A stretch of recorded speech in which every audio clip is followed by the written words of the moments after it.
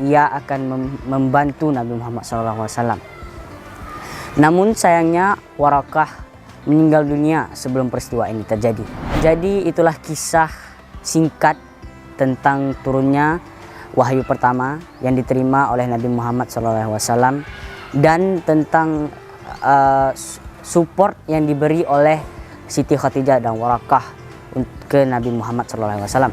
Peristiwa ini menjadi titik awal dari risalah kenabian yang membawa cahaya dan petunjuk bagi umat manusia. Marilah kita ambil hikmah dari kisah ini dan menjaga kebaikan serta menyebarkan kasih sayang kepada sesama. Terima kasih sudah menyimak. Sampai jumpa di video selanjutnya. Wassalamualaikum warahmatullahi wabarakatuh.